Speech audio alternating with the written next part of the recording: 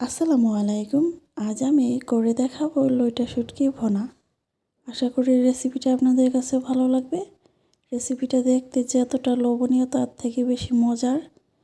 আপনারা ট্রাই করবেন। প্রথমে আমি একটা কড়াই নিয়ে নিচ্ছি। নিয়ে আমি তেল দিয়ে দিব। আগে থেকে শুটকিগুলো আমি গরম পানি দিয়ে ধুয়ে নিয়েছি। এবার তেলে ভেজে নিব। ভালো করে একটু ভেজে নিব। ভাজা শেষ উঠিয়ে পেঁয়াজ কুচি দিয়ে দিব।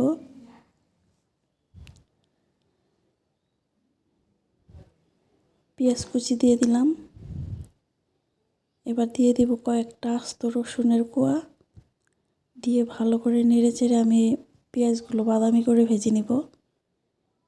এবার দিয়ে দেব 1 চামচ রসুন বাটা, 1 চামচ আদা বাটা, 1 চামচ জিরা বাটা। দিয়ে ভালো করে নেড়েচেড়ে অল্প পানি দিয়ে দিব। পানি দিয়ে এবার গুঁড়া মশলাগুলো দিয়ে দিব। 1 চামচ লবণ, 1 চামচ হলুদ, 1 চামচ মরিচের গুঁড়া দিয়ে ভালো করে নেড়েচেড়ে আমি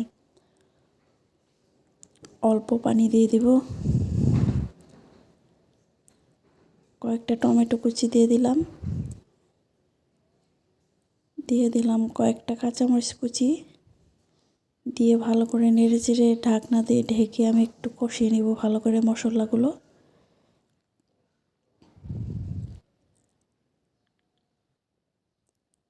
মশলাগুলো ভালো করে কষাইতে হবে।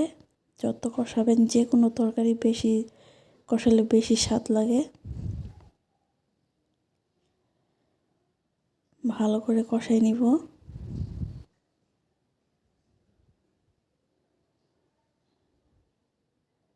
এবার লইটা শুটকিগুলো দিয়ে দিব।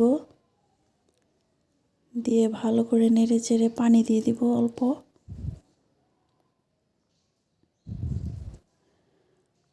অল্প করে পানি দিয়ে দিলাম। কষাইতে কষাইতে সব সিদ্ধ হয়ে গেছে, সেজন্য অল্প করে পানি দিয়েছি। দেখেন তরকারিটা আমার প্রায় হয়ে আসছে।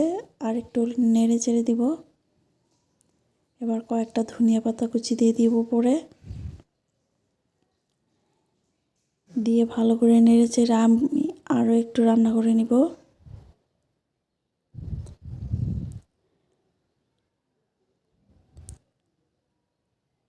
রান্নাটা প্রায় হয়ে আসছে।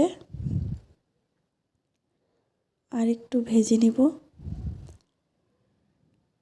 আর একটু ভেজে নিলে কালারটা দেখতে সুন্দর হবে, সেজন্য। তো রেসিপিটা ফলো করবেন, আশা করি রেসিপিটা ভালো লাগবে।